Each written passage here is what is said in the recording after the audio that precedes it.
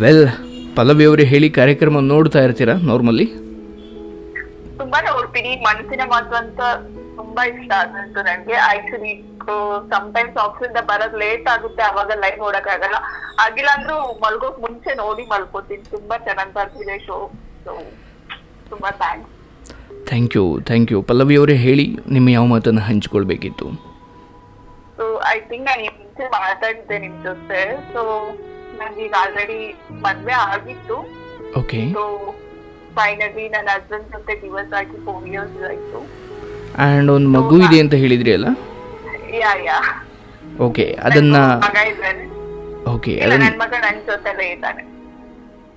ಮಗ ನಿಮ್ಮ ಜೊತೆನೇ ಇದ್ದಾರೆ? ಹೌದು. ಓಕೆ, ಯಾವ ಕಾರಣದಿಂದ ನೀವು ಬೇರೆ ಆಗಿದ್ದು? ಸೊ ಅವರಿಗೆ ಬೇರೆ ರಿಲೇಶನ್ಶಿಪ್ ಇತ್ತು ಒಂದು. ತುಂಬಾ ಅದರಿಂದ ನಂಗೆ ತುಂಬಾ ಟಾರ್ಚರ್ ಆಗ್ತಿತ್ತು. ಸೊ ನಾನ್ ಮದ್ವೆ ಆಗಿರುವಾಗ ನಂಗೆ 17 years ಇತ್ತು. ಅಂಡ್ ನಮ್ಮಿಬ್ರಿಗೂ ಒಂದು ಆಲ್ಮೋಸ್ಟ್ 15 years ಏಜ್ ಡಿಫರೆನ್ಸ್ ಇತ್ತು. ಸೊ ತುಂಬಾ ಮಿಸ್ಅಂಡರ್ಸ್ಟ್ಯಾಂಡಿಂಗ್ ಇತ್ತು. ತುಂಬಾ ಅವರಿಗೆ ನನ್ಗೂ ಮುಂಚೆ ಬೇರೆಯವ್ರ ಜೊತೆ ಸಮಥಿಂಗ್ ಏನೋ ಇತ್ತು. ಸೊ ಅದೆಲ್ಲ ಆದ್ಮೇಲೆ ಸೊ ಬಿಕಮ್ ತುಂಬಾ ಪ್ರಾಬ್ಲಮ್ ಆಗೋದು ಸ್ಟಾರ್ಟ್ ಆಯ್ತು. ಬಟ್ ಮದುವೆ ಮುಂಚೆ ನೀವು ಅದ್ರ ಬಗ್ಗೆ ವಿಚಾರಿಸಿರ್ಲಿಲ್ಲ? ಸೊ ಅವರು ನಮ್ ಆತರ ಮದ್ವೆ ಮುಂಚೆ ಏನು ಇತ್ತು ಏನೋ ಗೊತ್ತಿಲ್ಲ. ಸೊ ನಮ್ಮ ಮನೆಯಲ್ಲಿ ನನ್ಗೆ ಚಿಕ್ಕ ವಯಸ್ಸಿರುವಾಗೆ ನನ್ನ ಪೇರೆಂಟ್ಸ್ ಇರ್ಲಿಲ್ಲ ನಂಗೆ. ಸೊ ಹಾಗಾಗಿ ಮನೆಯಲ್ಲಿ ನನ್ನ ಅಜ್ಜಿ ಜೊತೆ ಇದ್ದಿದ್ದು. ಸೊ ರಿಲೇಷನ್ ಬ್ಯಾಂಗ್ಳೂರಲ್ಲಿ ಸೆಟಲ್ ಆಗಿದ್ದಾರೆ, ಚೆನ್ನಾಗಿದ್ದಾರೆ. ಆ ತರ ಮೈಂಡ್ ಸೆಟ್ ಅಲ್ಲಿ ಅವ್ರು ಮದ್ವೆ ಮಾಡ್ಬಿಟ್ಟು. ಓಕೆ. ಆ್ಯಂಡ್ ನಿಮ್ಮನ್ನು ಸುಮ್ಮನೆ ಒಂದು ಪ್ರಶ್ನೆ ಕೇಳ್ತೀನಿ, ನಿಮ್ಮ ಅನುಭವದಲ್ಲಿ ಹೇಳಿ. ಆ್ಯಂಡ್ ನಾನು ತುಂಬ ಸರಿ ಕೇಳಿದ್ದೀನಿ, ಬೆಂಗಳೂರಲ್ಲಿ ಮನೆ ಇದೆಯಂತೆ ಅಥವಾ ಎಲ್ಲೋ ಒಂದು ಸೈಟ್ ಇದೆಯಂತೆ, ಈ ಆಧಾರದ ಮೇಲೆ ತಮ್ಮ ಮನೆ ಹೆಣ್ಮಕ್ಳನ್ನ ಕೊಡ್ತಾ ಇದ್ದಾರೆ ಇವತ್ತಿಗೂ ಕೂಡ, ಹಾಗೂ ಈ ಹಿಂದೆಯೂ ಕೂಡ. ಅದೆಷ್ಟು ಸರಿ ಅಂತ ನಿಮ್ಗನ್ಸುತ್ತೆ ಒಬ್ಬ ಅನುಭವಸ್ಥ? ತುಂಬಾ ದೊಡ್ಡ ತಪ್ಪು. ಅವ್ರ ಹತ್ರ ಬ್ಯಾಂಗ್ಳೂರ್ ಸೆಟಲ್ ಆಗಿದ್ದಾರೆ, ಒಂದು ಒಳ್ಳೆ ಜಾಬ್ ಇದೆ ಅಂತ ಹೇಳ್ಬಿಟ್ಟು. ಇವನ್ ನನ್ಗೆ ಆ ಟೈಮಲ್ಲಿ ನನ್ಗೆ ಒಂದು ಡಿಸಿಷನ್ ತಗೊಳ್ಳೋ ಕೆಪಬಿಲಿಟಿ ನನ್ಗೆ ಇರ್ಲಿಲ್ಲ. ಸೊ ಏನೋ ಮನೇಲಿ ಹೇಳ್ತಿರ್ತಾರೆ, ಲೈಫ್ ಚೆನ್ನಾಗಿದೆ ಅನ್ಕೊಂಡ್ ಅಷ್ಟೇ ಮದ್ವೆ ಆಗಿದೆ. ಸೊ ಈ ತರ ಪ್ರಾಬ್ಲಮ್ಸ್ ಎಲ್ಲ ಸೊ ನಾನ್ ಚಿಕ್ಕ ವಯಸ್ಸು ಇರುವಾಗಿಂದಾನು ಪ್ರಾಬ್ಲಮ್ಸ್ ನೋಡ್ತಾನೆ ಬಂದಿರೋದ್ರಿಂದ ಸೊ ನಾನು ಫೇಸ್ ಮಾಡಕ್ ಆಗ್ಲಿಲ್ಲ. ಸೊ ಐ ಜಸ್ಟ್ ಬಂದ್ಬಿಟ್ಟೆ ನಾನು ಅಲ್ಲಿಂದ. ಇವಾಗ ನನ್ ಲೈಫ್ ಚೆನ್ನಾಗಿದೆ, ಹೋಗ್ತಾ ಇದೆ. ಬಟ್ ಅವ್ರಿಗೋಸ್ಕರ ನಾನು ಕಾಲ್ ಮಾಡ್ಲಿಲ್ಲ, ಬೇರೆ ವಿಷಯ ಮಾತಾಡ್ಬೇಕಿತ್ತು. ಅಂಡ್ ಎಸ್ ಪಲ್ಲವಿ ಅವರೇ, ನೀವೀಗ ಸಂಪೂರ್ಣವಾಗಿ ಆ ಸಂಬಂಧದಿಂದ ಮುಕ್ತಿ ಹೊಂದಿದ್ದೀರಾ? ಹಾಗೂ ನಿಮ್ಮ ಕೇಳಿಸ್ಕೊಳ್ಳಿ ಅವ್ರಿಗೂ ಟಚ್ ಇಲ್ಲ, ಮಾತಾಡಲ್ಲ. ಸೊ ಎಲ್ಲ ಮುಗ್ದು ಅವ್ರ ಫ್ಯಾಮಿಲಿ ಜೊತೆ ಚೆನ್ನಾಗಿದ್ದಾರೆ. ಈಗ ನೀವು ಸಪರೇಟ್ ಇದ್ದೀರಾ ನಿಮ್ಮ ಮಗನ ಜೊತೆ? ಹೌದು, ನಾನು ನನ್ನ ಮಗ ಸಪರೇಟ್ ಇರ್ತೀವಿ, ಬ್ಯಾಂಗ್ಳೂರೇ ಇದ್ದೀವಿ. ಸೊ ಅವ್ನು ಫಸ್ಟ್ ಸ್ಟ್ಯಾಂಡರ್ಡ್. ಹೌದು, ಯಾವುದೋ ಒಂದನ್ನು ತುಂಬ ಚೆನ್ನಾಗಿ ನಿಭಾಯಿಸಿದ್ರಿ. ಹಾಗಂತ ಅಲ್ಲಿಗೆ ಬದುಕು ಕೊನೆಯಲ್ವಲ್ಲ, ಇನ್ನೂ ಅನೇಕ ಕಷ್ಟಗಳು ಬಂದಿದ್ದಾವೆ. ಅದೇ ರೀತಿ ಈಗಲೂ ಯಾವುದೋ ಒಂದು ಗೊಂದಲ ಇದೆ, ನೀವೀಗ ಹೇಳ್ಕೊಳ್ಬೋದು. ಸಾರಿ, ನಾನು ಈಗ ಹೇಳೋದ್ರಿಂದ ಬೇರೆ ಯಾರ್ದಾದ್ರೂ ಹೊರತಾಗುತ್ತೋ ಏನೋ ನನಗೆ ಗೊತ್ತಿಲ್ಲ. ನನಗಂತೂ ಇದು ತುಂಬಾ ಪ್ರಾಬ್ಲಮ್. ಒಂದು ನನ್ಗಿದ್ರೆ ಸೊಲ್ಯೂಷನ್ ಬೇಕು. ಸೊ ಅದಕ್ಕೋಸ್ಕರ ನಿಮ್ ಶೋನ ನೋಡ್ತಿರೋದ್ರಿಂದ ನಿಮ್ಗೆ ಏನ್ ಅನ್ಸುತ್ತೋ ಅದನ್ನ ಹೇಳ್ತೀರಾ ಅಂತ ಕಾಲ್ ಮಾಡಿದ್ನಿ. ಬಟ್ ಸೊ ಏನಂದ್ರೆ ಹೇಳಿ ನನಗೆ ಚೈಲ್ಡ್ಹುಡ್ ಇಂದ ಒಂದ್ ಫ್ರೆಂಡ್, ಲೈಕ್ ಚೈಲ್ಡ್ಹುಡ್ ಇಂದ ಫ್ರೆಂಡ್ಸ್ ನಾವಿದ್ರು. ಸೊ ಅವರು ನಮ್ಗಿನ ಒಂದು 2-3 years ದೊಡ್ಡವ್ರು ಇರ್ತಾರೆ. ಸೊ ನಾವಿಬ್ರು ಫ್ರೆಂಡ್ಸ್ ಆಗಿ ಇದ್ವಿ ಸ್ಟಿಲ್, ಲೈಕ್ ಸೊ ಇವಾಗೂ ಸಹ ಫ್ರೆಂಡ್ಸ್ ಆಗಿ ಇದ್ವಿ. ಬಟ್ ಅವ್ರಿಗೆ ನನ್ ಮೇಲೆ ತುಂಬಾ ಕೇರಿಂಗ್ ಇದೆ, ಒಂದು ಲವ್ ಇದೆ. ಲೈಕ್ ಬಟ್ ನನ್ಗೆ ಯಾವ ಒಪಿನಿಯನ್ ಅವ್ರ ಮೇಲೆ ಆತರ ಬಂದಿಲ್ಲ. ಬಟ್ ಫಸ್ಟ್ ಅವ್ರು ಹೇಳ್ತಾರೆ 10 years ಇಂದ ನಾನು ಈಗ ಲವ್ ಮಾಡ್ತಾ ಇದ್ದೆ. ಬಟ್ ಈವನ್ ನನ್ಗೆ ಮದ್ವೆ ಮುಂಚೆ ಅವ್ರು ಪ್ರಪೋಸಲ್ ಮಾಡಿದ್ರು. ಬಟ್ ಆ ಏಜ್ ಅಲ್ಲಿ ನಾವಿಬ್ರು ಚಿಕ್ಕವರಿರೋದ್ರಿಂದ ಸೊ ನಾವೇನು ಮೂವ್ ಆನ್ ಆಗ್ಲಿಲ್ಲ. ಸೊ ನಾನ್ ಮದ್ವೆ ಆದ್ಮೇಲೆ ಅವ್ರಷ್ಟಕ್ಕೆ ಅವ್ರಿದ್ರು, ನನ್ನಷ್ಟಕ್ಕೆ ನಾವಿದ್ವಿ. ಸೊ ಆದ್ರೂ ಸಹ ಈ ತರ ಎಲ್ಲ ಪ್ರಾಬ್ಲಮ್ ಇದೆ ಅನ್ನುವಾಗ ನಂಗೆ ತುಂಬಾ ಸಪೋರ್ಟಿವ್ ಆಗಿ, ನನ್ಗೆ ಲೈಕ್ ಆ ತರ ಅಂದ್ರೆ ಸಪೋರ್ಟಿವ್ ಆಗಿ ನಿಂತ್ಕೊಂಡಿದ್ರು. ಸೊ ಇದೆಲ್ಲ ಈ ತರ ಪ್ರಾಬ್ಲಮ್ ಎಲ್ಲ ಆಗಿದೆ. ಎಲ್ಲ ಆದ್ಮೇಲೂ ಸಹ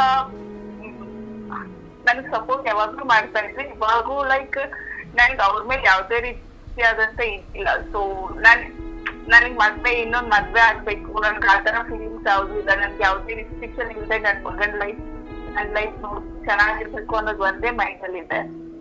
ಸೊ ಈಗ ಒಂದ್ 2 years ಇಂದ ಇವನ್ ನಾನು ಎಲ್ಲಾ ಕಡೆ ಅವ್ರದ್ದು ತುಂಬಾ ಇಲ್ಲ, ನಾನ್ ಮದ್ವೆ ಆಗ್ಲೇಬೇಕು ಆದ್ರೆ ನಿನ್ನೆ ಇಲ್ಲ, ಎಲ್ಲ ತುಂಬಾ ತರ ಪ್ರಾಬ್ಲಮ್ ಆಯ್ತು. ಸೊ ಅದಾದ್ಮೇಲೆ ನಾನು ಇವನ್ ನಾನ್ ಪೊಲೀಸ್ ಕಂಪ್ಲೇಂಟ್ ಸಹ ಮಾಡಿದ್ದೆ, ನಂಗೆ ಈ ತರ ಪ್ರಾಬ್ಲಮ್ ಆಗ್ತಿದೆ. ನಾನು ತುಂಬಾ ಹೇಳೋಷ್ಟು ಹೇಳಿದ್ದೆ. ಸೊ ನನ್ ಕೈ ಕಂಟ್ರೋಲ್ ಮಾಡಕ್ ಆಗ್ಲಿಲ್ಲ ಇದು. ಸೊ ನಾನು ಆಫೀಸ್ಗೆ ಹೋಗೋದು ಬಂದು ರೋಡಲ್ಲಿ ಇದು ಮಾಡೋದು, ಆಫೀಸ್ ಹತ್ರ ಬಂದು ಪ್ರಾಬ್ಲಮ್ ಮಾಡೋದು, ಆತರ ಎಲ್ಲ ತುಂಬಾ ಜಾಸ್ತಿ ಆಯ್ತು. ಸೊ ನನಗೆ ಯಾವ್ದೇ ರೀತಿ ಅವ್ರ ಮೇಲೆ ಲವ್ ಇಲ್ಲ, ನಾನೊಂದು ಬೆಸ್ಟ್ ಫ್ರೆಂಡ್ ಆಗಿ ತಗೊಂಡಿದ್ದೆ ಯಾವತ್ತು. ಸೊ ಎಲ್ಲಾ ಟೈಮಲ್ಲೂ ತುಂಬಾ ದೊಡ್ಡ ಪ್ರಾಬ್ಲಮ್ ಆಗ್ಲಿಕ್ಕೆ ಸ್ಟಾರ್ಟ್ ಆಯ್ತು. ಇವನ್ ನನಗೆ ಏನೋ ಒಂದು ಪೀಸ್ಫುಲ್ ಮೈಂಡೇ.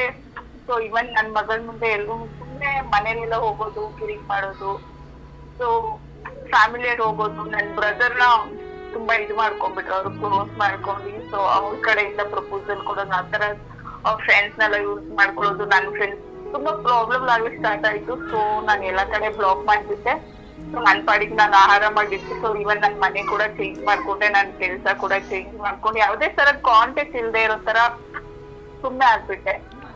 ಸೊ ಇವಾಗ ಲೈಕ್ ಫಸ್ಟ್ 1 year ಇಂದ ಇಲ್ಲ ನನ್ ನೀನ್ ಬೇಕು, ನಾನ್ ಈ ಲೈಫ್ ಟೈಮ್ ಚೆನ್ನಾಗ್ ನೋಡ್ಕೋತೀನಿ. ಬಟ್ ನಾನ್ ತುಂಬಾ ಯಾವ್ಯಾವ ತರ ಟಾರ್ಚರ್ ಮಾಡ್ಬೋದು, ನಾನ್ ಯಾವ್ಯಾವ ತರ ಅವ್ರಿಗೆ ಅವಮಾನ ಮಾಡ್ಬೋದು ಎಲ್ಲಾನು ಮಾಡಿದೀನಿ. ಬಟ್ ಸ್ಟಿಲ್ ಅವ್ರ ಮಾತು ಕೇಳಲಿಕ್ ರೆಡಿ ಇಲ್ಲ. ಐ ಡೋಂಟ್ ನೋ ನಾನ್ ಏನ್ ಮಾಡ್ಬೇಕು ಅಂತ ನನಗೆ ಗೊತ್ತಾಗ್ತಿಲ್ಲ. ಓಕೆ, ವೆಲ್, ಈಗ ನಿಮ್ಮ ಪ್ರಶ್ನೆ.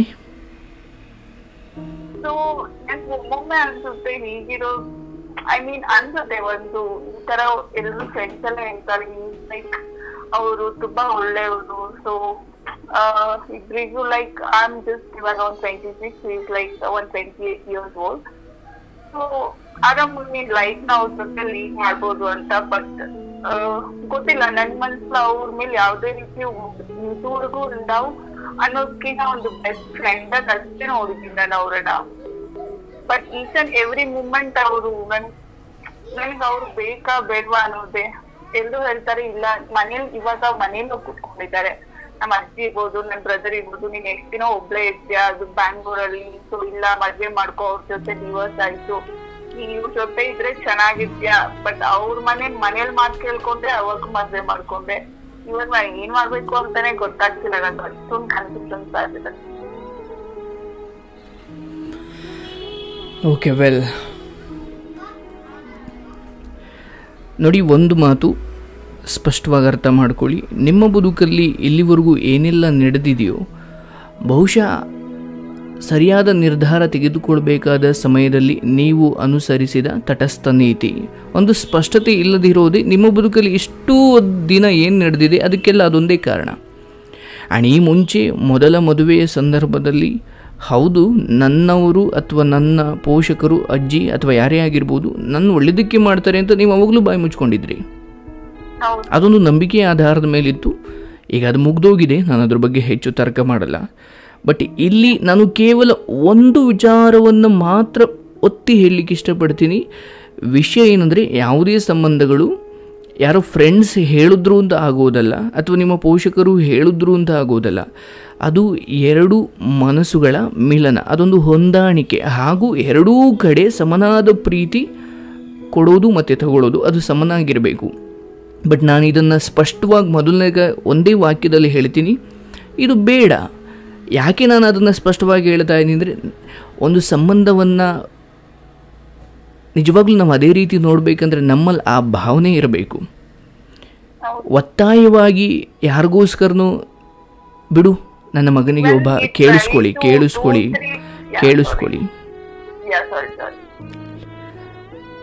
ನೀವು ಈ ಸಂಬಂಧದೊಳಗಡೆ ನಿಮಗಿಷ್ಟ ಇಲ್ಲದೆ ಇದ್ದರೂ ಕೂಡ ಬೀಳೋದಕ್ಕೆ 1000 ಕಾರಣ ಇರ್ಬೋದು. ಒಂದು, ನನ್ನ ಮಗನಿಗೆ ಯಾರೋ ಒಬ್ಬ ರಕ್ಷಕನಾಗಿರ್ತಾನೆ, ಅಥವಾ ನನ್ನ ಬದುಕಿಗೆ ಯಾರೋ ಒಬ್ಬ ರಕ್ಷಕನಾಗಿರ್ತಾನೆ, ಅಥವಾ ಆತ ನನ್ನನ್ನು ತುಂಬ ಒತ್ತಾಯ ಮಾಡ್ತಿದ್ದಾನೆ, ಅಥವಾ ನನ್ನ ಫ್ರೆಂಡ್ಸು ತುಂಬ ಹೇಳ್ತಾ ಇದ್ದಾರೆ ಆತ ಒಳ್ಳೆಯವನು ಅಂತ.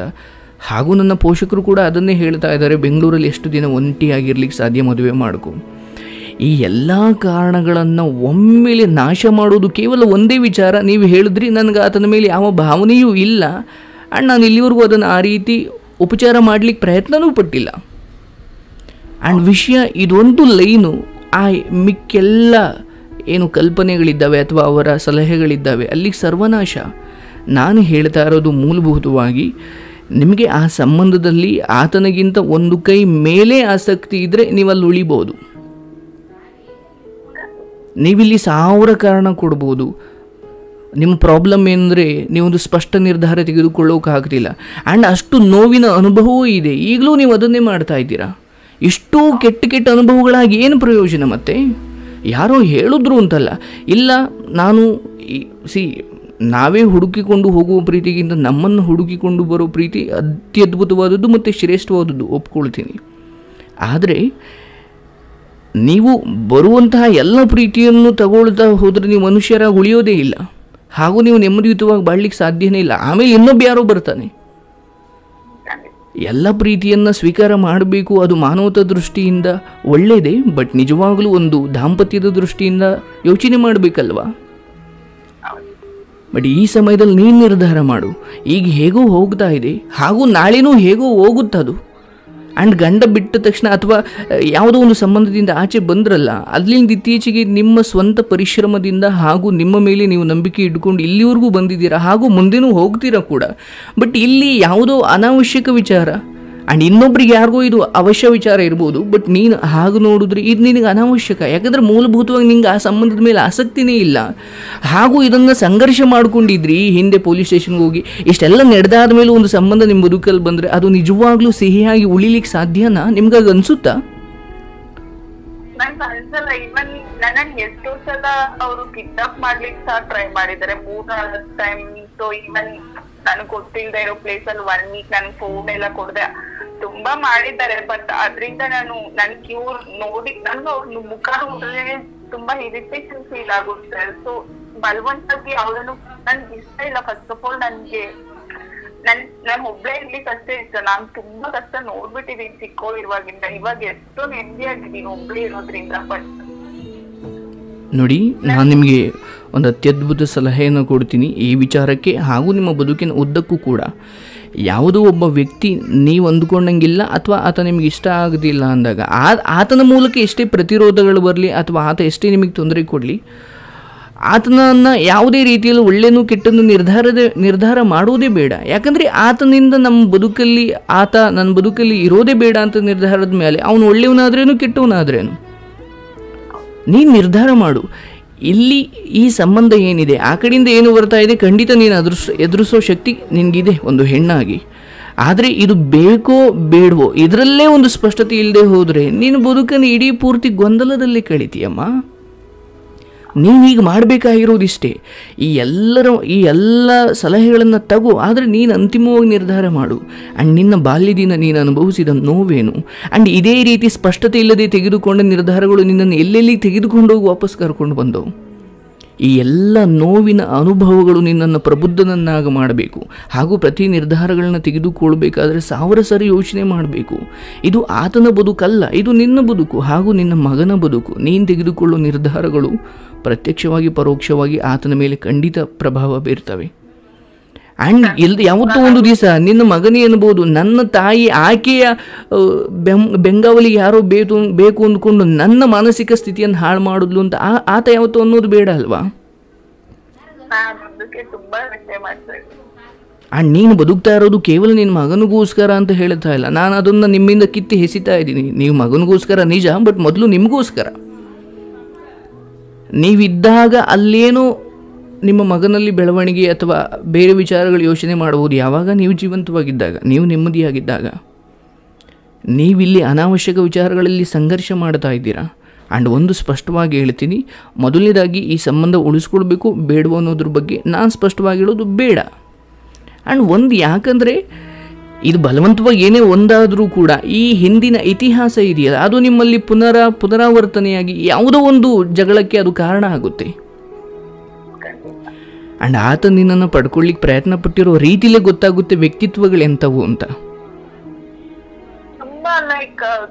ತುಂಬಾ ಒಂದು ಕೆಳಮಟ್ಟಕ್ಕೆ ಎಲ್ಲ ತುಂಬಾ ಮಾಡಿದ್ದಾರೆ. ಬಟ್ ಆದ್ರೂ ನನಗಿಷ್ಟ ಇಲ್ಲ. ನಾನು 3-4 ಸಲ ಪೊಲೀಸ್ ಲಾಸ್ಟ್ FIR ಹಾಕೋದು ಒಂದಷ್ಟೇ ಬಾಕಿ ಇದೆ. ನಾನು ಹೋಗಿ ಅವ್ರಿಗೂ ಅವ್ರ ಅಮ್ಮ ಇಲ್ಲ, ಅವ್ರ ಅಪ್ಪ ಮಾತ್ರ ಇದ್ದಾರೆ. ಸೊ ಎಷ್ಟು ಸಲ ನಾನು ಹಿಂದೆ ಬರಬೇಡಿ ಅಂತ ಎಷ್ಟು ವಾರ್ನಿಂಗ್ ಕೊಟ್ರು ಕೇಳಲ್ಲ. ಗೊತ್ತಿಲ್ಲ ನನಗೆ ಏನ್ ಮಾಡ್ಬೇಕಂತಾನೆ ಗೊತ್ತಿಲ್ಲ. ನನ್ಗೆ ಅಷ್ಟೊಂದು ಟಾರ್ಚರ್ ಆಗ್ಬಿಟ್ಟಿದೆ. ನನಗೆ ಪೀಸ್ ಅನ್ನೋದು ನನ್ನ ನೆಮ್ಮದಿ ಅನ್ನೋದೇ ಇಲ್ಲ ಲೈಫಲ್ಲಿ. ಈಗ ನೀವು ಮಾಡಬೇಕಾಗಿರೋದಿಷ್ಟೇ, ಆ ಕಡೆಯಿಂದ ಇದು ತೀರಾ ಮುಂದುವರಿದ ಹಾಗೆ ಏನು ಕಠಿಣವಾದ ಕ್ರಮಗಳನ್ನ ತಗೊಳ್ಬೋದು, ನೀವು ಅದನ್ನು ತಗೊಳ್ಬೇಕು. ಆದರೆ ಇಲ್ಲಿ ನೀವು ಅರೆಬರೆ ಮನಸ್ಸಿನಲ್ಲಿ ಏನೇ ಮಾಡಿದ್ರೂ ಕೂಡ ಅದು ಖಂಡಿತ ಪುನರಾವರ್ತನೆಯಾಗಿ ಅದು ಬೆಟ್ಟದ ಹಾಗೆ ಬೆಳೀತಾ ಹೋಗುತ್ತೆ. ಆತನಿಗೆ ಎಲ್ಲಿವರೆಗೂ ಇಲ್ಲ ಈಕೆಗೆ ಇನ್ನೂ ನನ್ನ ಮೇಲೆ ಬೇಕೋ ಬೇಡವೋ ಅನ್ನೋ ಸ್ಪಷ್ಟತೆ ಇಲ್ಲ, ಇನ್ನೂ ಎಲ್ಲೋ ಒಂದು ಕಡೆ ನಾನು ಪ್ರಯತ್ನ ಮಾಡಿದ್ರೆ ನನಗೆ ಸಿಗ್ಬೋದು ಅನ್ನೋ ಒಂದು ಸಲುಗೆನ ನೀವು ಎಲ್ಲಿವರೆಗೂ ಆತನಲ್ಲಿ ಇಟ್ಟಿರ್ತೀರಾ, ಆತ ಖಂಡಿತ ಪ್ರಯತ್ನ ಮಾಡ್ತಾನೆ. ಬಟ್ ನಿಮ್ಮ ಮೂಲಕ, ನಿಮ್ಮ ವರ್ತನೆಯಲ್ಲಿ, ನಿಮ್ಮ ನಿರ್ಧಾರಗಳಲ್ಲಿ ಆತನಿಗೆ ನೀವು ತೋರಿಸಬೇಕು, ನಾನು ಇದನ್ನು ಇಲ್ಲಿಗೆ ಮುಗಿಸ್ಲಿಕ್ಕೆ ಪ್ರಯತ್ನ ಮಾಡ್ತಾ ಇದ್ದೀನಿ ಅಂತ. ನಾನು ಎಲ್ಲಾ ಕಡೆ ಬ್ಲಾಕ್ ಮಾಡಿದೀನಿ, ಒಂದು ಫೇಸ್ಬುಕ್, ಇನ್ಸ್ಟಾ, ವಾಟ್ಸ್ಆಪ್, ಎಲ್ಲಿದ್ರು ಅಟ್ಲೀಸ್ಟ್ ಅನ್ನೋನ್ ನಂಬರ್ ಇಂದ ಡೈಲಿ ಒಂದ್ ಕಾಲ್ ಅಂತೂ ಬಂದೇ ಬರುತ್ತೆ. ನಾನು ಎಷ್ಟು ಹೊಲ್ಗರ ಬೈದ್ರು ನನ್ ಗೊತ್ತಿಲ್ಲ, ಒನ್ ಡೇಗ್ ಅಟ್ಲೀಸ್ಟ್ ಒಂದ್ ಕಾಲ್ ಬಂದೇ ಬರುತ್ತೆ.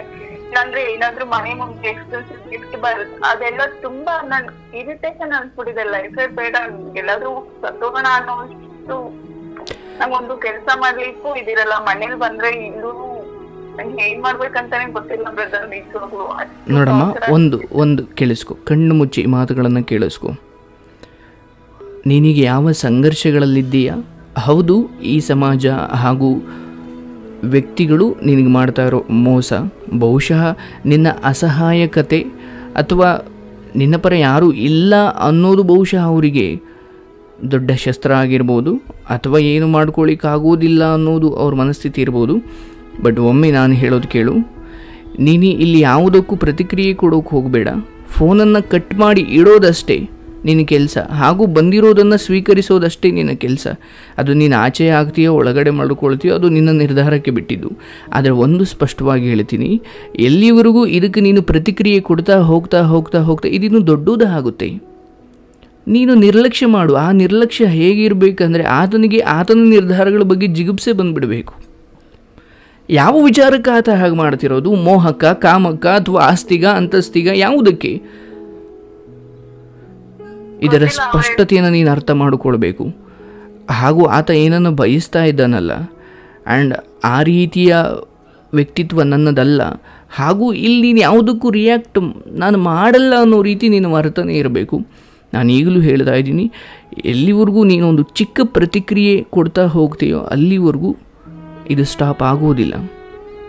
ಆ್ಯಂಡ್ ಆಗುತ್ತೆ, ಒಂದು ಅಂತಿಮ ದಿನ ಬಂದೇ ಬರುತ್ತೆ. ಯಾವುದು ಶುರು ಆಗೋದೆಯೋ ಎಲ್ಲದಕ್ಕೂ ಒಂದು ಅಂತ್ಯ ಇದೆ.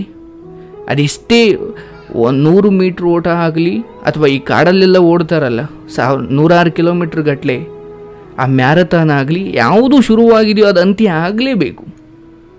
ಈವನ್ ನಿಮ್ಮ ಬದುಕು ಕೂಡ ಅದು ಯಾವತ್ತೂ ಶುರುವಾಯಿತು, ಅದು ಯಾವತ್ತೂ ಅಂತ್ಯ ಆಗುತ್ತೆ. ಬಟ್ ವಿಚಿತ್ರ ಅಂದರೆ ಈ ನಡುವೆ ನಮ್ಮ ಒಪ್ಪಿಗೆ ಇಲ್ಲದೆ ನಮಗೆ ನೋವು ಕೊಡೋರು ತುಂಬ ಜನ ಇದ್ದಾರೆ. ನನಗೆ ನೋವು ಕೊಡುವಂಥ ಈ ವ್ಯಕ್ತಿಗೆ ನೀನು ಒಪ್ಪಿಗೆ ಕೊಟ್ಟಿದ್ದ? ಇಲ್ಲ ತಾನೇ? ನೀನು ಸಾಯೋ ನಿರ್ಧಾರ ಮಾಡೋದು, ಆ್ಯಂಡ್ ನೀನು ಸುಮ್ಮನೆ ಯೋಚನೆ ಮಾಡು, ಇದಕ್ಕಿಂತ ಎಂತೆಂಥ ಘೋರ ವಿಚಾರಗಳನ್ನು, ಘೋರ ಪರಿಸ್ಥಿತಿಗಳನ್ನು, ಹಾಗೂ ಎಂತಹ ಅತ್ಯಂತ ದುರ್ಬರ ಪರಿಸ್ಥಿತಿಗಳನ್ನು ನೀನು ಎದುರಿಸಿ ಇಲ್ಲಿವರೆಗೂ ಬಂದು ನಿಂತಿದ್ದೀಯಾ.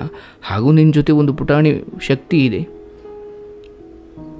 ನಾನು ಸ್ಟೇಜಿಗೆ ಬರ್ಬೇಕಂದ್ರೆ ನಾನು ಎಷ್ಟು ಕಷ್ಟಪಟ್ಟಿದ್ದೀನಿ ಅಂತ ಅದು ನನಗೆ ಮಾತ್ರ ಗೊತ್ತಿಲ್ಲ. ಈ ಜನಗಳು ನೆಮ್ಮದಿಯಾಗಿರ್ಲಿಕ್ಕೆ ಬಿಡ್ತಾ ಇಲ್ಲ. ಬಟ್ ಏನ್ ಮಾಡ್ಬೇಕು, ಲೈಫೇ ಒಂಥರ.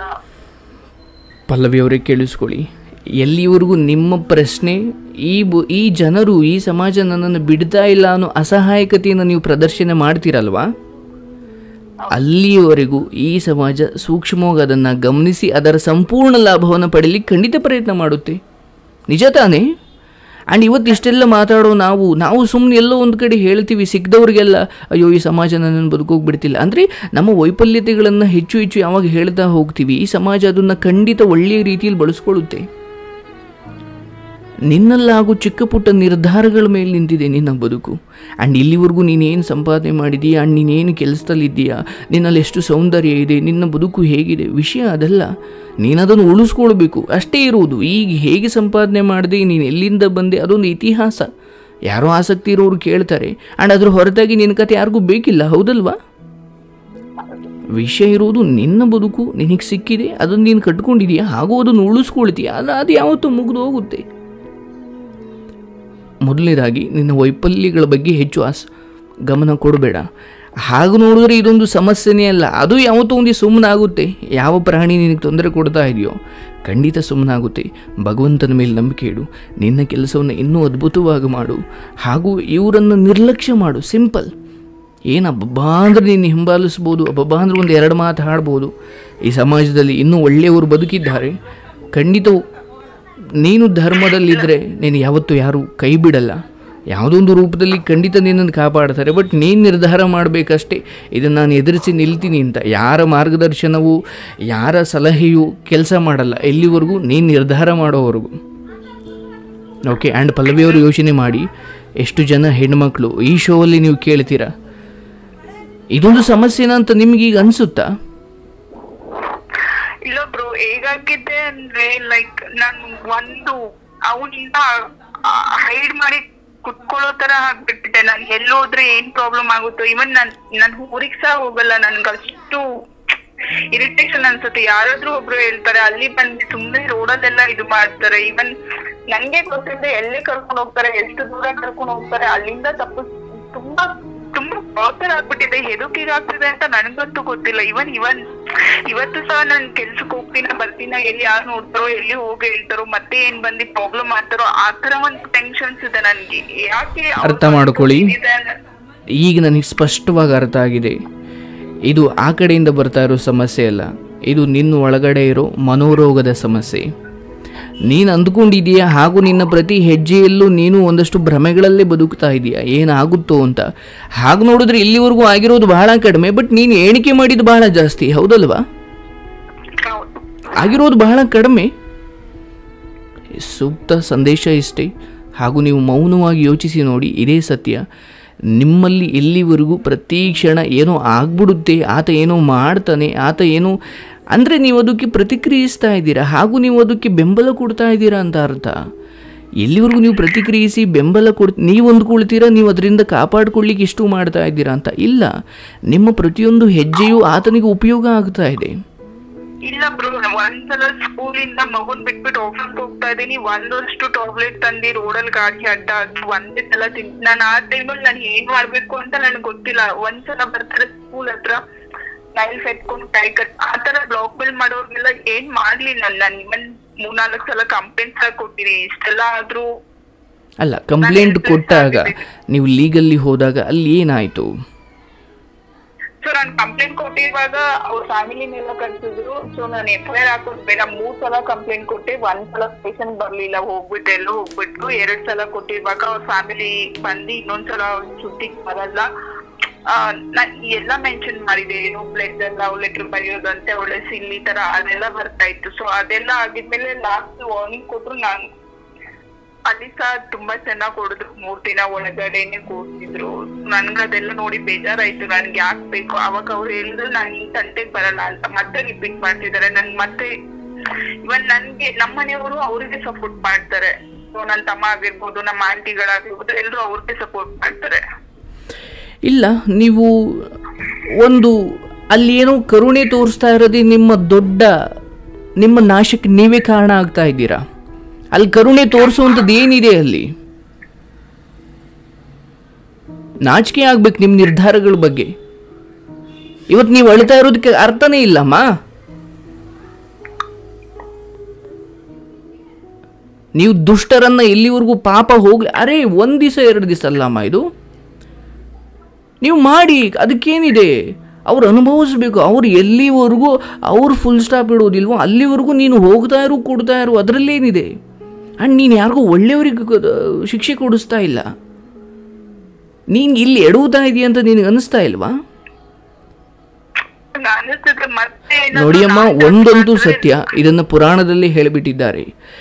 ಕೆಲವು ವ್ಯಕ್ತಿಗಳು ಈ ಜಗತ್ತಿನ 1/2 ಜನ ಅಥವಾ 3/4 ಜನ ಧರ್ಮಕ್ಕೆ ಅಥವಾ ಮಾರ್ಗದರ್ಶನಕ್ಕೆ ಖಂಡಿತ ಬಗ್ತಾರೆ. ಬಟ್ ಕೆಲವೊಂದಷ್ಟು ಜನ ಇರ್ತಾರೆ, ಅವರಿಗೆ ನೀವು ಕೊಡಿಸುವ ಶಿಕ್ಷೆಯೇ ನೀವು ಅವರಿಗೆ ತೋರಿಸೋ ದಯೆ. ಆಮೇಲಾದರೂ ಅವರು ಬದಲಾಗ್ತಾರೆ ಆ್ಯಂಡ್ ನಿಮ್ಮ ಮೂಲಕ ಅವ್ರಿಗೊಂದು ಹೊಸ ಬದುಕು ಸಿಗುತ್ತೆ. ನೀವು ಕೊಡುವ ಶಿಕ್ಷೆಯೇ ಅವರಿಗೆ ನೀವು ದಯೆ ತೋರಿಸಿದ ಹಾಗೆ.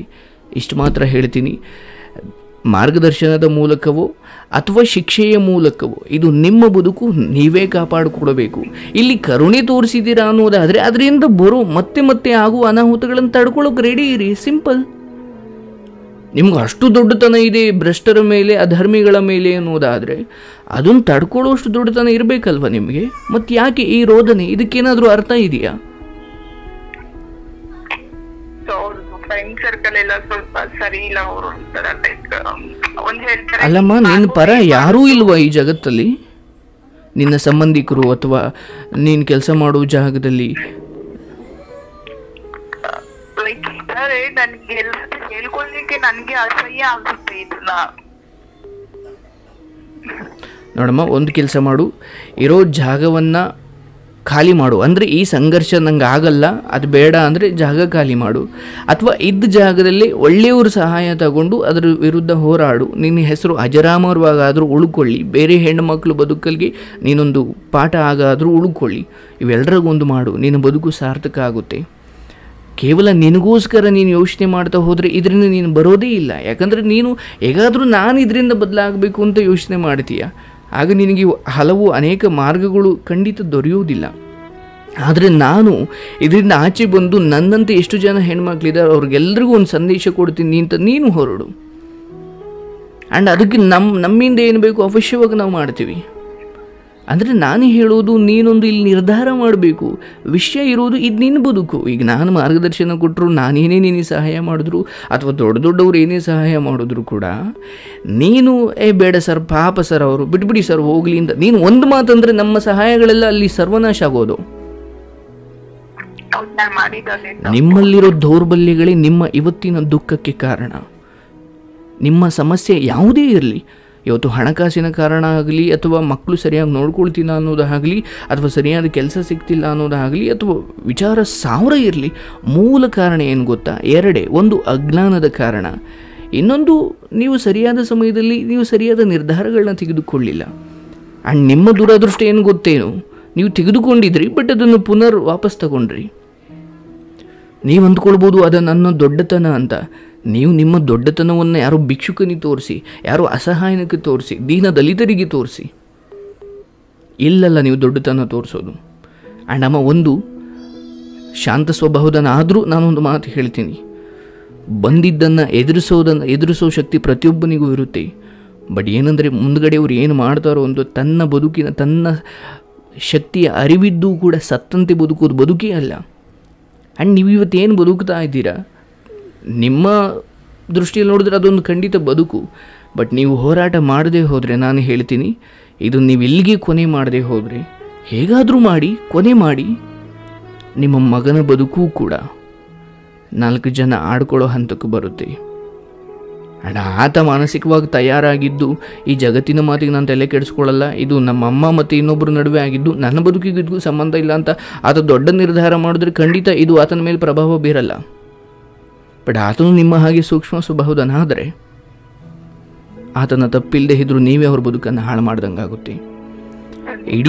ಇಡೀ ಪರಿಸರದಿಂದ ಆಚೆ ತಗೊಂಡೋಗಿ ಅವನನ್ನು, ಅಥವಾ ಇದೇ ಪರಿಸರದಲ್ಲಿ ಇದ್ದು ಇದನ್ನು ಹೇಗೆ ಗೆಲ್ಲಬೇಕು ಅಂತ ಅವನಿಗೆ ಕಲಿಸಿ, ಎಲ್ರಿಗೊಂದು ಮಾಡಿ. ಆ್ಯಂಡ್ ನಿಮಗೆ ನೀವು ಒಂದು ಪ್ರಶ್ನೆ ಹಾಕ್ಕೊಳ್ಳಿ, ಅರೆ ಆತ ಯಾರೋ ಒಬ್ಬ ನಂಬಿಸಿ ಬಿಟ್ಟು ಹೋದಾಗ, ಅಥವಾ ನಮ್ಮ ಮನೆಯವರೇ ಒಂದು ಮದುವೆ ಮಾಡಿ ಮೋಸ ಮಾಡಿದಾಗ ಅದನ್ನೆಲ್ಲ ಎದುರಿಸಿ ಬಂದಿರೋ ನಾನು, ಕೋರ್ಟು ಕಚೇರಿಯಿಂದ ಹೋಗಿ ಎಲ್ಲವನ್ನೂ ಎದುರಿಸಿರೋ ನಾನು, ಇಲ್ಯಾಕೆ ನಾನು ಎದುರ್ಕೊಂಡು ನನ್ನ ಪ್ರಾಣವನ್ನು ಬಿಡಬೇಕು? ಆ್ಯಂಡ್ ನೀನು ಬಿಟ್ಟರೂ ಕೂಡ ಏನೂ ಆಗಲ್ಲಮ್ಮ. ನಿನ್ನ ಮಗ ಎಂತೆಂಥವರು ಬದುಕ್ತಾರೆ, ಅವನೂ ಬದುಕ್ತಾನೆ. ಬಟ್ ನಿನ್ನ ಮಗನ ಬಗ್ಗೆ ಯೋಚನೆ ಬೇಡ, ನಿನ್ನ ಬಗ್ಗೆ ಯೋಚನೆ ಮಾಡು. ನೀನು ಬದುಕಿದರೆ ಈ ಬದುಕು ಎಷ್ಟು ಅದ್ಭುತವಾಗಿರುತ್ತೆ, ಹಾಗೂ ನಿನ್ನ ಮಗನಿಗೆ ನೀನು ಎಂತಹ ಒಂದು ಪ್ರೀತಿಯನ್ನು ಕೊಡ್ಬೋದು ಹಾಗೂ ತಗೊಳ್ಬೋದು. ನಿರ್ಧಾರ ಮಾಡು, ಕಣ್ಣೀರು ಹಾಕಬೇಡ. ನಿನ್ನ ಸುತ್ತಮುತ್ತ ಯಾರು ಬರಲಿ ಬರ್ದೇನೇ ಇರಲಿ, ನಾನು ಎದುರಿಸ್ತೀನಿ ಅಂತ ನಿರ್ಧಾರ ಮಾಡು.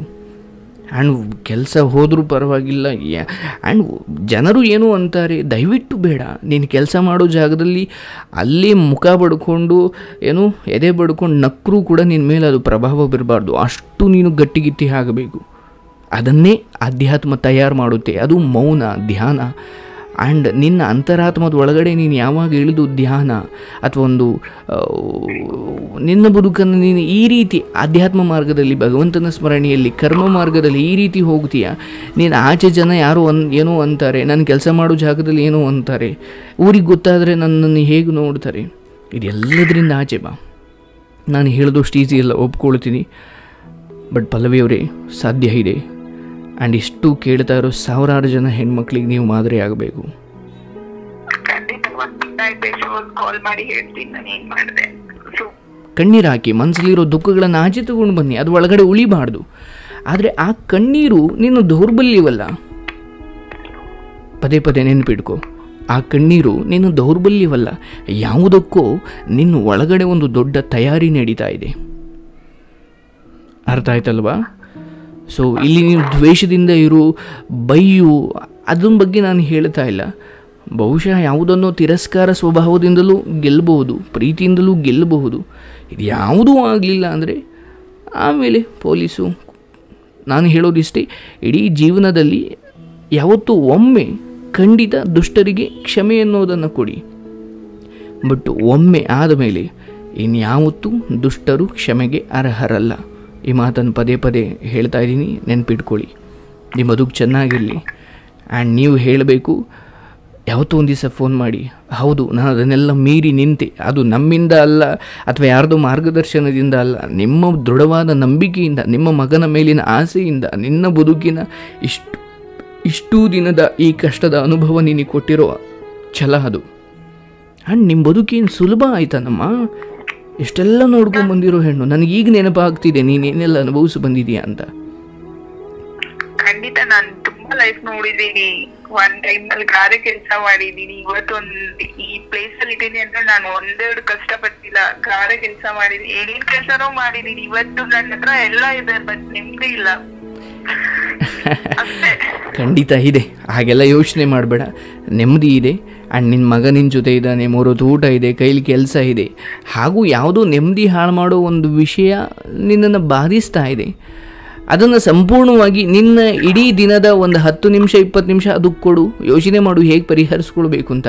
ಬಟ್ ಇಡೀ ದಿನದ 23 ಗಂಟೆ ನೀನು ಅದಕ್ಕೆ ಕೊಟ್ಟರೆ ನಿನಗೆ ಖಂಡಿತ ಅನಿಸುತ್ತೆ ನನ್ನ ಬದುಕಲ್ಲಿ ನೆಮ್ಮದಿ ಇಲ್ಲ ಅಂತ. ಹೌದಲ್ವಾ?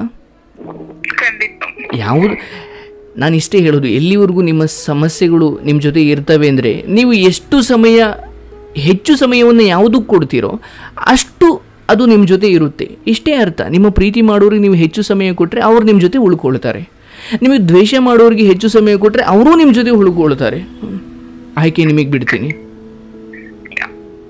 ನೀವು ಯಾವುದಕ್ಕೆ ಹೆಚ್ಚು ಸಮಯ ಕೊಡ್ತೀರೋ ಅದು ನಿಮ್ಮ ಬಳಿ ಉಳಿಯುತ್ತೆ. ಈ ಲೈನನ್ನು ಬರೆದಿಟ್ಕೊಳ್ಳಿ. ನಿಮ್ಮ ಮಗನಿಗೆ ಹೆಚ್ಚು ಸಮಯ ಪ್ರೀತಿಯಿಂದ ಕೊಟ್ಟರೆ ಆತ ಕಡೆಗಾಲದಲ್ಲಿ ನಿಮ್ಮ ಜೊತೆ ಹೆಚ್ಚು ಸಮಯ ಕಳೀತಾನೆ. ಇದೆಲ್ಲ ಏನು ಗೊತ್ತಿಲ್ಲದೆ ಇರೋ ತರ ಇದು ಮಾಡ್ತಾ ಇದ್ದೀನಿ, ಬಟ್ ಏನು ಗೊತ್ತಾಗೋದು ಬೇಡ ಅಂತ ನನ್ನ ವಿಶ್. ಇರಲಿ, ಅದು ಯಾವುದು ಆತನಿಗೆ ಗೊತ್ತಾಗೋದು ಬೇಡ. ಆ್ಯಂಡ್ ಇವನ್ ಗೊತ್ತಾದರೂ ಕೂಡ ಅದನ್ನು ಅದೇ ಛಲದಿಂದ ಅಥವಾ ಅದೊಂದು ಪ್ರಬುದ್ಧತೆಯಿಂದ ಸ್ವೀಕಾರ ಮಾಡುವ ಜ್ಞಾನವನ್ನು ಈಗಲಿನಲ್ಲಿ ಆತನಿಗೆ ಕೊಡಿ, ಅಷ್ಟೇ, ಸಿಂಪಲ್. ಆ್ಯಂಡ್ ಆತ ಹೇಗೆ ತಗೊಳ್ತಾನೆ ಆ್ಯಂಡ್ ಈತ ಹೇಗೆ ರಿಯಾಕ್ಟ್ ಮಾಡ್ಬೋದು, ಈ ಭ್ರಮೆಗಳಲ್ಲೇ ನೀನು ಮುಳುಗೋದ್ರೆ ಖಂಡಿತ ಆತ ಹಾಗೆ ವರ್ತನೆ ಮಾಡ್ತಾನೆ. ಯಾಕಂದರೆ ನಿನ್ನ ಒಳಗಡೆನೇ ಇಷ್ಟು ಯೋಚನೆ ಇದ್ದಾಗ ನೀನು ಆತನಿಗೆ ಅದನ್ನಷ್ಟೇ ಬೋಧಿಸ್ತೀ, ಇನ್ನೇನು ಬೋಧಿಸ್ಲಿಕ್ಕಾಗಲ್ಲ. ನಿನ್ನ ಒಳಗಡೆ ಏನಿದೆಯೋ ನೀನು ಅದನ್ನೇ ಅವನಿಗೆ ಕೊಡ್ತೀಯ, ಮುಗಿದೋಯ್ತು. ಆ್ಯಂಡ್ ಇಲ್ಲೇನೂ ಕೆಟ್ಟದ್ದಾಗಿಲ್ಲ. ಎಲ್ಲರಂತೆಯೇ ನಿನ್ನ ಬದುಕು ಚೆನ್ನಾಗಿದೆ. ಎಲ್ಲರಂತೆಯೇ ನಿನಗೂ 24 ಗಂಟೆ ಸೂರ್ಯನ ಬೆಳಕು, ಚಂದ್ರನ ತಂಪು, ಗಾಳಿ, ನೀರು, ಪಂಚಭೂತಗಳು ನಿನಗೂ ಅಷ್ಟೇ ಸಹಾಯ ಮಾಡ್ತಾ ಇದ್ದಾವೆ. ಬಟ್ ವಿಷಯ ಏನಂದರೆ ನಿಮ್ಮ ತಪ್ಪು ಅಥವಾ ಬೇರೆಯವ್ರ ತಪ್ಪು, ಇದೆಲ್ಲವೂ ನಾವು ಮಾಡ್ಕೊಂಡಿರೋದು, ಹೌದಲ್ವಾ? ಭಗವಂತ ಕೊಟ್ಟಿದ್ದಲ್ಲ. ಇರೋವರೆಗೂ ನೀನು ಅದನ್ನ ಎದುರಿಸಲೇಬೇಕಮ್ಮ. ಆ್ಯಂಡ್ ಅದೇ ಬದುಕು ಕೂಡ. ನಾನು ಹೇಳ್ತೀನಲ್ಲ, ಬಹುಶಃ ಯಾರಿಗೆ ಕಷ್ಟಗಳಿರಲ್ಲ, ಯಾರಿಗೆ ಉಸಿರು ನಿಂತು ಹೋಗಿದೆಯೋ ಅಥವಾ ಇನ್ನೂ ಯಾರಿಗೂ ಉಸಿರು ಬಂದಿಲ್ಲ ಅಂದರೆ ಯಾರು ಇನ್ನೂ ಹುಟ್ಟಿಲ್ಲ ಹಾಗೂ ಯಾರೊಬ್ಬ ಸತ್ತು ಹೋಗಿದ್ದಾನೆ, ಅವರಿಬ್ಬರಿಗೆ ಕಷ್ಟ ಇರಲ್ಲ. ಆ್ಯಂಡ್ ಅಫ್ಕೋರ್ಸ್ ಇಲ್ಲಿ ಕೂತು ಹೇಳೋದು ಈಸಿ, ಬಟ್ ಸ್ಟಿಲ್ ನಾವು ಒಂದು ಹಂತದಲ್ಲಿ ಅದನ್ನು ಸ್ವಲ್ಪ ದಾಟಿ ಬಂದಿದ್ದೀವಿ ಅನ್ನೋ ಕಾರಣಕ್ಕೆ ಹೇಳ್ತಾ ಇದ್ದೀನಿ. ಇಟ್ ಮೀನ್ಸ್ ನಾನು ನೋಡಿದ್ದೀನಿ ಹಾಗೂ ಅದನ್ನು ಪರಿಹರಿಸಲಿಕ್ಕೆ ಅನೇಕ ಸಾರಿ ನಾನು ಪ್ರಯತ್ನ ಪಟ್ಟಿದ್ದೀನಿ ಹಾಗೂ ನಾನು ಗೆದ್ದಿದ್ದೀನಿ ಕೂಡ. ಆ ಧೈರ್ಯದಿಂದ ನಿನಗೆ ಹೇಳ್ತೀನಿ. ಓಕೆ, ಆ್ಯಂಡ್ ಒಳ್ಳೆಯದಾಗಲಮ್ಮ. ನನ್ನ ಕಡೆದಾಗ ಏನಾದರೂ ಹೇಳ್ತೀರಾ? ಆಚೆ ಬಂದೇ ಬರ್ತೀನಿ ಇದ್ರಲ್ಲಿ ಎಲ್ಲದ್ರಿಂದ. ಸೊ ಕಡೆದಾಗಿ ನನ್ಗೆ ಏನ್ ಹೇಳ್ಬೇಕು ಅಂತ ಗೊತ್ತಿಲ್ಲ. ಥ್ಯಾಂಕ್ ಯು ನಿಮ್ ಟೈಮ್ ಕೊಟ್ಟಿದ್ದಕ್ಕೆ. ಇದು ಸಮಯ ಮಾತ್ರ ಅಲ್ಲ, ಬದುಕಿನ ಚಿಕ್ಕ ಪುಟ್ಟ ಜ್ಞಾನಗಳನ್ನು ನಿಮ್ಮ ತಲೆಗೆ ತುಂಬಿದ್ದೀನಿ. ಯಾವುದಕ್ಕೆ ನೀವು ಸಮಯ ಕೊಡಬೇಕು, ಯಾವುದನ್ನು ನಿರ್ಲಕ್ಷ್ಯ ಮಾಡಬೇಕು, ಯಾವುದನ್ನು ಹೇಗೆ ನೀನು ಎದುರಿಸಬೇಕು, ಹಾಗೂ ಇಲ್ಲಿವರೆಗಿನ ನಿನ್ನ ಬದುಕು ಸುಲಭವಲ್ಲ. ಒಂದು ಕನ್ಫ್ಯೂಷನ್ಸ್ ಇತ್ತು, ಏನಂದ್ರೆ ನಾನು ಮುಂದೆ ಇದನ್ನ ಕಾನೂನು ರೀತಿ ಏನಾದ್ರು ಇತ್ತು ಅಂದ್ರೆ ನನಗೇನಾದ್ರು ಪ್ರಾಬ್ಲಮ್ ಆಗುತ್ತಾ ಫ್ಯೂಚರ್ ಅಲ್ಲಿ ಅಂತ ಸ್ವಲ್ಪ ಕನ್ಫ್ಯೂಷನ್ಸ್ಗೆ ಒಂದು ಕ್ಲಾರಿಟಿ ಅನ್ನು ಸಿಕ್ಕಿದೆ. Thank you so much for that. ಎಷ್ಟು ಜನ ತುಂಬಾ ಒಳ್ಳೇದಾಗುತ್ತೆ, ನಾನು ತುಂಬಾ ನೋಡ್ತೀನಿ ಎಷ್ಟು ಜನ ಹುಡುಗಿರಿ ಏನೇನ್ ಪ್ರಾಬ್ಲಮ್ಸ್ ಎಲ್ಲ ಹೇಳ್ಕೊತಾರೆ ಅಂತ. ನೀವು ಹ್ಯಾಂಡಲ್ ಮಾಡೋ ರೀತಿ ಇರುತ್ತಲ್ಲ, it's really great. Thank you so much. ನಿಮ್ಮಂತ ತಿಳಿದವರು ಇಷ್ಟೊಂದು ಕುಗ್ಗಬಾರ್ದು, ಅಷ್ಟು ಮಾತ್ರ ನಾನು ಹೇಳ್ತೀನಿ. ಆ್ಯಂಡ್ ನಂಬಿಕೆನೇ ಬಂಡವಾಳ ನಮ್ಮೆಲ್ಲರಿಗೂ, ಹೌದಲ್ವಾ? ಅದನ್ನ ಜೊತೆ ಇಟ್ಕೊಳ್ಳಿ, ಎಲ್ಲವೂ ಒಳ್ಳೆಯದಾಗುತ್ತೆ. ಭಗವಂತನನ್ನು ನಂಬಿ, ಹಾಗೂ ಜಗತ್ತನ್ನು ಅರ್ಥ ಮಾಡ್ಕೊಳ್ಳೋದಕ್ಕಿಂತ ನಮ್ಮನ್ನು ನಾವು ಅರ್ಥ ಮಾಡಿಕೊಳ್ಳೋಣ. ಏನು ಸಿಕ್ಕಿದೆ ಅದು ಕೆಲಸ ಆಗಿರ್ಬೋದು, ಪುತ್ರ ಭಾಗ್ಯ ಆಗಿರ್ಬೋದು, ಆಯಸ್ಸಿನ ಭಾಗ್ಯ ಆಗಿರ್ಬೋದು, ಇದೆಲ್ಲವನ್ನು ಸಂಪೂರ್ಣವಾಗಿ ಅನುಭವಿಸೋಣ. ನಮ್ಮ ಆಯಸ್ಸು ನಮ್ಮ ಕೈಲಿದೆ, ಬಟ್ ಇನ್ಯಾರ್ದೋ ಆಯಸ್ಸಿನ ಬಗ್ಗೆ ನಾವು ಮಾತಾಡ್ಕೊಂಡು ಕೂತಿದ್ದೀವಿ. ಇನ್ಯಾರ್ದೋ ಮಾತಾಡಿ ಮುಗಿಸೋಷ್ಟಕ್ಕೆ ನಮ್ಮ ಆಯಸ್ಸು ಮುಗ್ದೇ ಹೋಗಿರುತ್ತೆ, ಹೌದಲ್ವಾ? ಹಿಂಗಾಗಿದೆ ಮನುಷ್ಯನ ಬದುಕು. ಇರಲಿ, ಇದರ ಜ್ಞಾನ ಅರ್ಥ ಆಗಿಬಿಟ್ರೆ, ನಾನು ಹೇಳ್ತೀನಲ್ಲ, ಆ ಕಟುಕರು ಕೂಡ ಬದಲಾಗೋ ಅವಕಾಶ ಇದೆ. ಏನಂದ್ರೆ ಅವ್ರಿಗೆ ಸ್ವಲ್ಪ ಆಳವಾಗಿ ಇಳಿಬೇಕು. ದಾರಿಯಲ್ಲಿ ಹೋಗ್ಬೇಕು, ನಾನು ಆ ತರ ನನ್ನ ಲೈಫ್ ನ ಬಿಲ್ಡ್ ಮಾಡ್ಬೇಕು ಅಂದ್ರೆ ನಾನು ಇಷ್ಟು ವರ್ಷ ಕಾಯೋ ಅವಶ್ಯಕತೆನೇ ಇರಲಿಲ್ಲ. ನನ್ಗೆ ನಿಜ ನಿಜ ನಿಜ ನಿಜ ಹೋಗ್ಬೋದಿತ್ತು. ನನ್ಗೆ ಆ ದಾರಿ ಇಷ್ಟ ಇಲ್ಲ, ನನ್ಗೆ ಸ್ವಲ್ಪ ಸಹ ಇಷ್ಟ ಇಲ್ಲ. ನಾನು ಸ್ಪಷ್ಟವಾಗಿ ಬೇಡ ಅಂದೆ, ಅದರ ಒಳಾರ್ಥ ಇದೇ ಆಗಿತ್ತು. ಖಂಡಿತ ನನ್ಗೆ ಆ ವೇಯಲ್ಲಿ ಹೋಗ್ಬೇಕು ಅಂದ್ರೆ ನನ್ಗೆ ತುಂಬಾ ಆಪರ್ಚುನಿಟೀಸ್ ಕೂಡ ಇತ್ತು, ನಾನು ಹೋಗ್ಬೋದಿತ್ತು. ನನಗೆ ಬೇಕಿಲ್ಲ, ಅದು ನನ್ಗೆ ಅವಶ್ಯಕತೆ ಸಹ ಇಲ್ಲ. ನಾನು ತುಂಬಾ ಅದ್ರಿಂದ ಒಂದು ತುಂಬಾ ಬೆಂಗೆ ಆಚೆ ಬಂದಿದ್ದೀನಿ. ಲೈಕ್ ನನಗೆ ಮತ್ತೆ ಹೋಗ್ಬಿಡ್ಲಿಕ್ಕೆ ಇಷ್ಟ ಇಲ್ಲ. ಬೇಡಮ್ಮ, ಬದುಕು ಬೇರೆ ಬೇರೆ ರೀತಿಯಲ್ಲಿ ತುಂಬ ಚೆನ್ನಾಗಿದೆ. ನೀವಿನ್ನೂ ನಿಮ್ಮೂರನ್ನು ಸರಿಯಾಗಿ ನೋಡಿಲ್ಲ, ಹಾಗೂ ಕರ್ನಾಟಕದಲ್ಲಿ ಎಷ್ಟೊಂದು ಕಾಡು ಪ್ರದೇಶ ಇದೆ, ಅದನ್ನೆಲ್ಲ ನೋಡಿಲ್ಲ. ಸಾಧ್ಯವಾದರೆ ಮಗನಿಗೆ ಶಿಕ್ಷಣ ಎಲ್ಲ ಕೊಡಿಸ್ಬಿಟ್ಟು ನೀವು ಕಾಡಿಗೆ ಹೋಗ್ಬಿಡಿ. ಓಕೆ, ನಿಮ್ಮನ್ನು ನೀವು ಆದಷ್ಟು ಕಾಡೇ ತುಂಬಾ ಚೆನ್ನಾಗಿರುತ್ತೆ. ಅಲ್ಲಿ ಪ್ರಾಣಿಗಳು ನಿಮ್ಮನ್ನು ತುಂಬ ಚೆನ್ನಾಗಿ ಅರ್ಥ ಮಾಡ್ಕೊಳ್ತಾವೆ, ಗೊತ್ತಾ? Well, thank you so much. ನಿಮ್ಮ ಬದುಕನ್ನು ಈ ಥರ ಜೋಕ್ ಮಾಡ್ಕೊಂಡು ಚೆನ್ನಾಗಿ ಕಳೀರಿ. ನಿಮ್ಮ ಮಗ ನಿಮ್ಮ ಜೊತೆ ಚೆನ್ನಾಗಿರಲಿ, ಇರೋಷ್ಟು ದಿನ ನಿಮ್ಮಿಬ್ಬರ ಬದುಕು ಬಂಗಾರವಾಗಲಿ. ಹಾಗೂ ನೀವು ಎದೆಗುಂದಬೇಡಿ, ನೀವೇ ನಿಮ್ಮ ಮಗನಿಗೆ ಧೈರ್ಯ, ಹಾಗೂ ನೀವು ಬದುಕಲಿಕ್ಕೂ ಒಂದು ಧೈರ್ಯ ನಿಮ್ಮ ಮಗ ಮಾತ್ರ. ಓಕೆ, ಒಳ್ಳೆಯದಾಗಲಿ. Thank you so much for calling. God bless you. Thank you so much. ಬಾಯ್.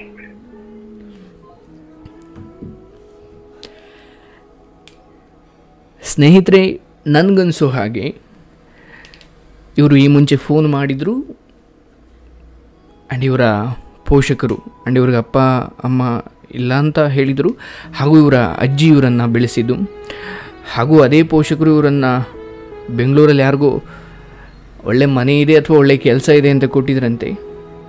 ಈಗ ಇವ್ರ ಬದುಕು ಈ ರೀತಿ ಆಗಿದೆ. ನಾನು ಇವರನ್ನು ದೂಷಿಸ್ತಾ ಇಲ್ಲ, ಬಟ್ ಇವತ್ತಿಗೂ ಈ ಸಂಪ್ರದಾಯ ಇದೆ. ಬೆಂಗಳೂರಲ್ಲಿ ಒಳ್ಳೆ ಮನೆ ಇದೆಯಂತೆ, ಕಾರ್ ಇದೆಯಂತೆ, ಅಥವಾ ಈ ರೀತಿ ಅಂದುಕೊಂಡು ಅವರ ಹಿನ್ನೆಲೆ ಗೊತ್ತಿಲ್ಲದೇನೆ ಆ ಹುಡುಗ ಯಾರು, ಅವನೇನು ಮಾಡ್ಕೊಂಡಿದ್ದಾನೆ ಅಂದರೆ ನನ್ನ ಕೆಲಸದ ಬಗ್ಗೆ ಅಲ್ಲ, ಅವನು ವರ್ತನೆ ಬಗ್ಗೆ. ನೀವು ಹಣ ನೋಡಿ ಎಲ್ಲಿವರೆಗೂ ನಿಮ್ಮ ಮನೆಯ ಹೆಣ್ಣು ಮಕ್ಕಳನ್ನು ಆಚೆ ಕೊಡ್ತಿರೋ, ಗುಣ ಸತ್ತು ಹೋಗಿರುತ್ತೆ. ದಯವಿಟ್ಟು ಆ ತಪ್ಪು ಮಾಡಬೇಡಿ. ಒಂದು ಹಣ ಇರೋರೆಲ್ಲ ಕೆಟ್ಟವರು ಅನ್ನೋದು ನಾನು ಹೇಳ್ತಾ ಇಲ್ಲ, ಬಟ್ ವಿಷಯ ಬೇರೆ, ಅದರ ಸೂಕ್ಷ್ಮ ಬೇರೆ. ದಯವಿಟ್ಟು ಅರ್ಥ ಮಾಡ್ಕೊಳ್ಳಿ. ಒಳ್ಳೆಯದಾಗಲಮ್ಮ.